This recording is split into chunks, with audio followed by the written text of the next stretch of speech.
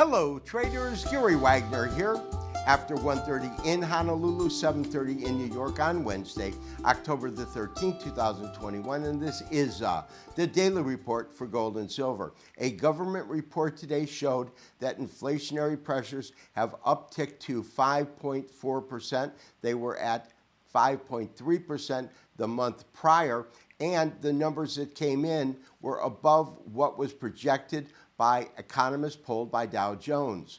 This meant that inflation continues to mount, specifically in food costs and energy costs, and has raised concern that a lot of what is believed to be transitory inflation might in fact not.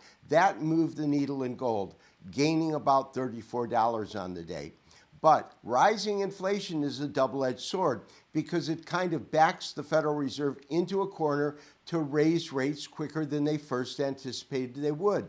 If that in fact happens, that slows down the economic recovery that we know is slower than anticipated. We'll address that, but most importantly on today's show, I want to take a look at the very short-term picture, various resistance levels if the market continues to move up. Take a look at the long-term picture to see if the recent moves have really changed the overall parameters of what gold is doing long-term. Traders, we did have a strong upside move in gold today, gaining $34.60, almost a 2% rise, with the December contract currently at $1793.90. Now, a lot of it, but not all of it, had to do with dollar weakness. The dollar was down by approximately 0.5% and is currently fixed at 94.005. Traders, silver had a nice gain in New York today, gaining approximately 59 cents. That's a net gain of 2.63%.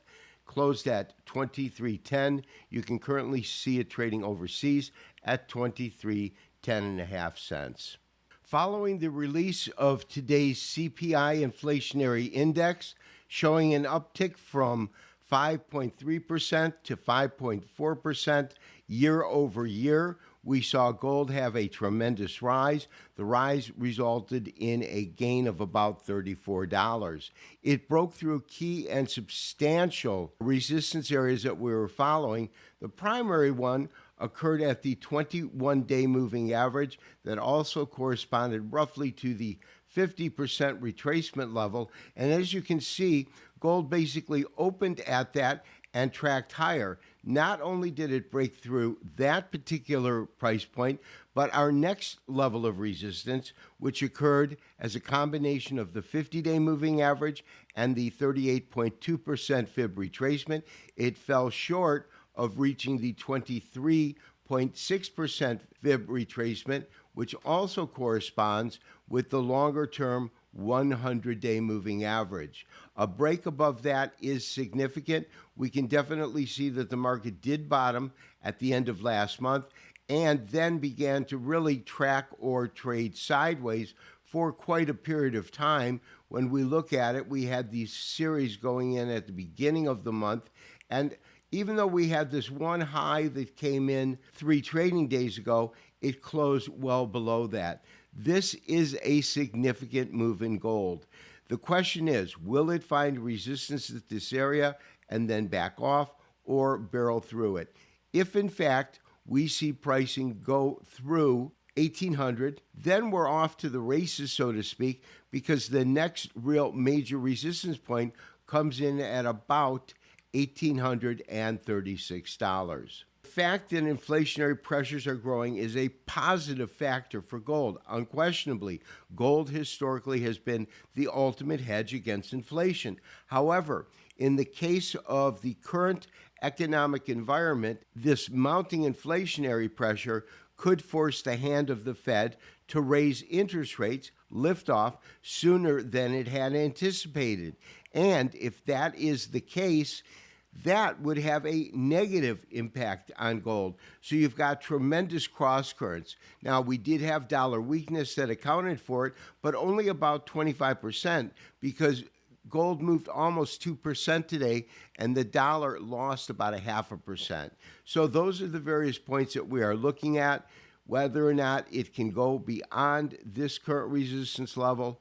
And then you have minor resistance at 1810, but I don't believe that to be that significant, with the brass ring right now reaching the high of 1836. And also, the key is this: if it breaks through that, when we look at a long-term chart, what we can say is that we have been seeing a series of lower highs and lower lows for quite some time. And that is absolutely the sign of a market in a downtrend.